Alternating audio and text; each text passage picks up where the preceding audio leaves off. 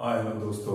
आज हम बात करने वाले हैं मीडिया में चलने वाले चर्चित विषय के बारे में। वो चर्चित विषय है औरंगजेब। औरंगजेब के ऊपर समाजवादी पार्टी के नेता अबू आज़मी ने एक टिप्पणी कर दी कि औरंगजेब एक नेक इंसान था, ऐसा अबू आज़मी का मानना है। तो इस बयान के देते ही चारों तरफ हंगामा मच गया कि ऐसे कैसे एक क्रूर मुस्लिम राजा को या शासक को कोई नेक बता सकता है। इस पर अबू आज़मी को माफ़ी भी मांगनी पड़ गई और जो कि मांगी भी है। लेकिन क्या है कि हमारा जो मीडिया है, जैसे कि कहा जाता है गोदी मीडिया, वो इस विषय को लपक के बैठ गया है और अबू आज़मी को कह रहा है कि सिर्फ माफ़ी मांगने से ही काम नहीं चलेगा।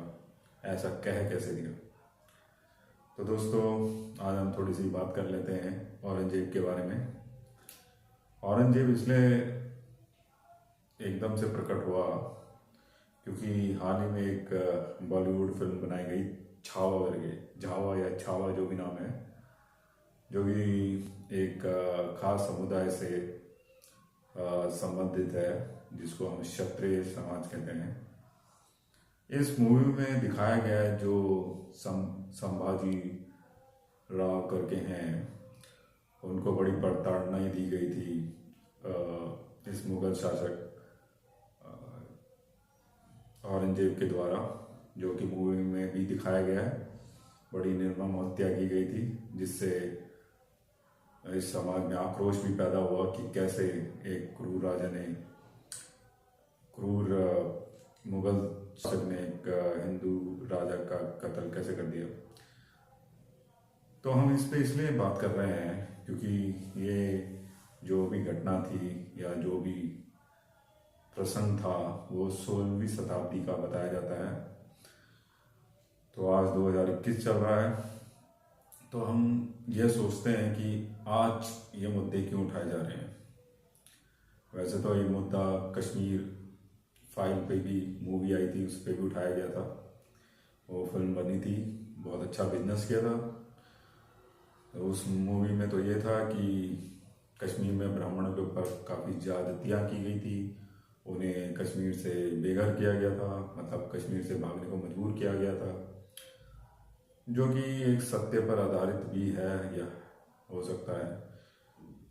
तो हम ये बात करना चाहते हैं कि अब जो भूतकाल में जो भी था या जो पास्ट टेंस में जो भी था वो तो हुआ ही, लेकिन अब तो हमारा देश आज़ाद है। अब ऐसी बातों का क्या महत्व है। और मैं एक बात और कहना चाहता हूँ, अगर कोई शासक क्रूर भी होता है, उसका जीवन लंबा तो नहीं हो सकता, क्योंकि क्रूर राजा को मारने के लिए सारे तैयार रहते हैं। और क्रूर जो होता है उसका जीवन, जैसे कि हमने बोला है, लंबा जीवन तो नहीं हो सकता है। अब ये जो औरंगजेब था 1618 में पैदा हुआ और 1707 में मरा, यानी औरंगजेब की तकरीबन उम्र रही होगी, कितनी होगी, 90 तक होगी या 89, जो भी है, 88 या 89। तो इतना लंबा कोई कैसे जी सकता है क्रूर शासक, क्योंकि तब तो हिंदू में एकता भी थी शायद, या कुछ गद्दार भी थे। लेकिन क्या हर बार औरंगजेब की ही चलती थी कि वो हारा ही नहीं और बाकी हिंदू राजा हारते गए उनमें गद्दारी की वजह से। तो ये तो कुछ बात समझ नहीं आती कि औरंगजेब अगर क्रूर था, वो तो माना ही जाता है, इतिहास में भी है, तो फिर वो इतने लंबे समय तक कैसे हिंदुस्तान में टिका रहा, क्योंकि वो तो बाहर से आया था। या तो उसको हराया जाता और उसको बाहर भगाया जाता, वो तो हिंदुओं ने किया ही नहीं। और यहाँ तक ये कहा जाता है कि कुछ हिंदू राजा तो खुद औरंगजेब से मिले हुए थे और महाराणा प्रताप के खिलाफ लड़ते थे। और भी बहुत से राजा जो कि जैसे संभाजी राव, शिवाजी हो गए, इनके साथ भी औरंगजेब ने लड़ाइयाँ लड़ी। और ये गद्दारी की वजह से ये हारते रहे, छत्रपति शिवाजी और ये। तो गद्दारी तो हिंदुओं ने भी की है। तो मैं ये बोलना चाहता हूँ, जो इतिहास था वो तो था ही, उसे तो बदला नहीं जा सकता है। अब जिन लोगों ने गद्दारी की है तो दोष किसके ऊपर जाएगा? जो बाहर से आया था या अंदर के लोगों ने? तो इसमें बीजेपी वाले स्लोगन देते हैं कि इसलिए तो हम कह रहे हैं, आजकल आजकल वो कह रहे हैं कि कट बटोगे तो कटोगे, क्योंकि जब जब हम बटे हैं हम कटे हैं। पर मैं उनसे भी ये पूछना चाहता हूँ, बटोगे और कटोगे किसको कहा जा रहा है? क्योंकि हिंदू धर्म तो पहले से ही बटा हुआ है। जो जितनी जातियां हैं इतनी जातियों में बटा हुआ है हिंदू धर्म। जैसे दलित हो गए, पिछड़े हो गए, अति पिछड़े हो गए।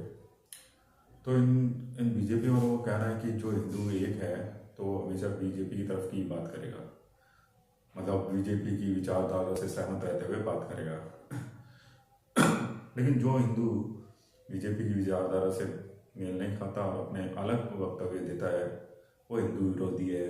जैसे कि हम देख रहे हैं समाजवादी पार्टी का मुलायम सिंह के बेटे अखिलेश यादव, जो कि बीजेपी के खिलाफ भी बोलते हैं, और लालू प्रसाद यादव, तो इनको जलील किया जाता है।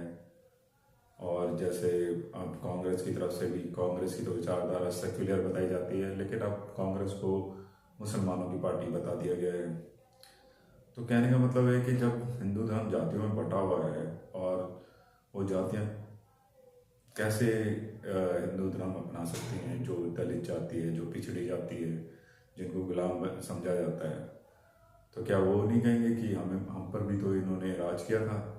ये जो राजा लोग थे ये दलितों को दबाते थे, अत्याचार करते थे, तब तो इस पर कोई मूवी नहीं बनती है। अब ये छावा मूवी बना दी ये बताने के लिए कि औरंगजेब बड़ा क्रूर था और इसने बहुत अत्याचार किया। तो औरंगजेब ने क्या सिर्फ राजाओं पर ही अत्याचार किया था क्या? जो आम जनता थी उनका क्या था?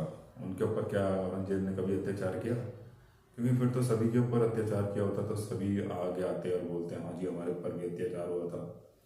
लेकिन सुनने में तो सिर्फ यही आया कि राजाओं पर ही अत्याचार किया गया, जो कि हर राजा करता ही है कि दूसरे का राज हड़पना है तो उस राजा को हराना ही पड़ेगा।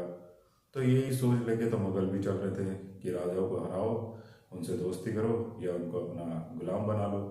जो दोस्ती कर लेता था उसके साथ ठीक से रहा जाता था, जो दोस्ती नहीं करता था उससे युद्ध होते रहते थे। ये तो हिंदुओं में भी था, राजा राजा से लड़ते थे। लेकिन आम जनता को क्या किया मुगलों ने? क्या उनको भी प्रताड़ित किया? हो सकता है प्रताड़ित किया हो, या फिर जब उन्होंने राजा को ही गुलाम बना लिया, हिंदू राजा को मुगलों ने, तो राजा लोग भी अपनी जनता को प्रताड़ित करते होंगे और मुगलों का साथ देते होंगे।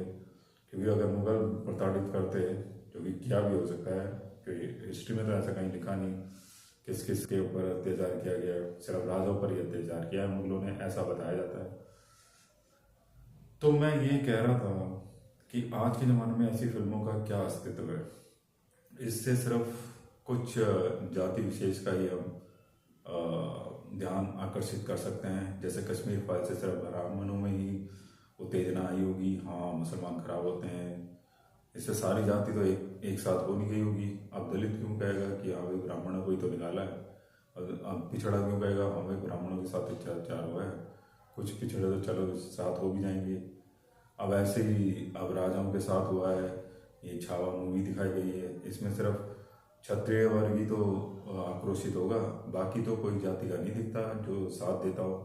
हाँ ऐसे कह तो सकते हैं हाँ भाई बड़ा गलत हुआ है, यही कहेंगे, लेकिन क्या क्षत्रिय तो यही चाहेंगे ना सारे मुसलमानों को मार दो? ब्राह्मण भी तो यही चाहेगा कि सारे मुसलमानों को मार दो जिन्होंने हम पे जुल्म किया। तो मैं ये सोच रहा हूँ, जब हिंदू इतनी जातियों में बटा हुआ है तो वो एक कैसे हो जाएगा?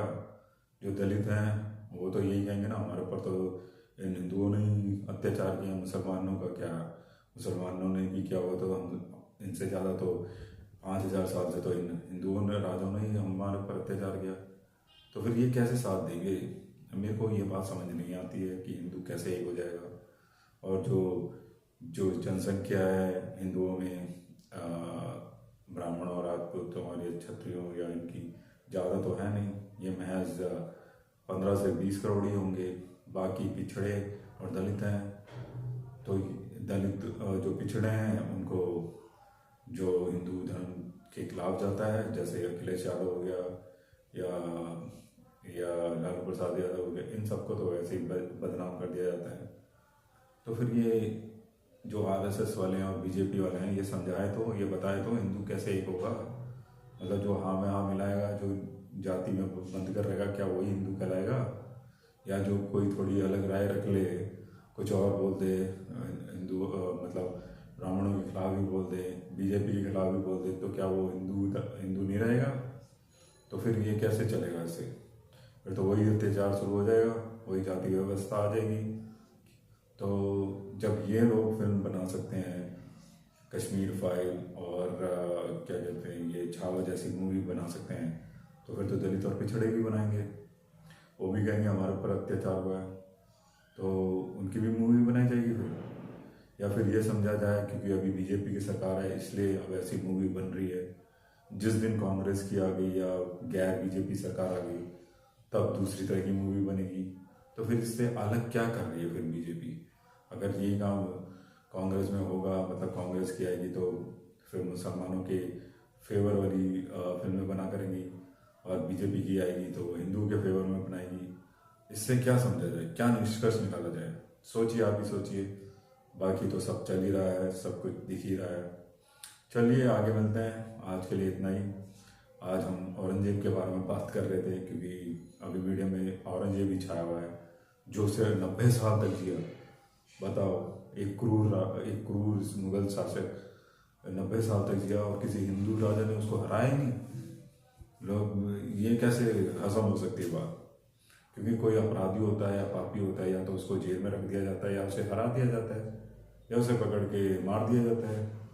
तो फिर ये 90 साल तक कैसे जी गया इतना क्रूर राजा शासक मुगलों का, जिसने हिंदुओं पर अत्याचार किया? चलिए, ये तो इतिहास की बात है। हम तो यही कहेंगे, आप वर्तमान में रह के वर्तमान की बातें की जाए, देश को तरक्की पर ले जाया जाए। अब अगर बीजेपी की सरकार है तो बीजेपी को भी बताना चाहिए कि आगे का क्या रोड मैप होगा देश की, कैसे देश कैसे आगे बढ़ेगा।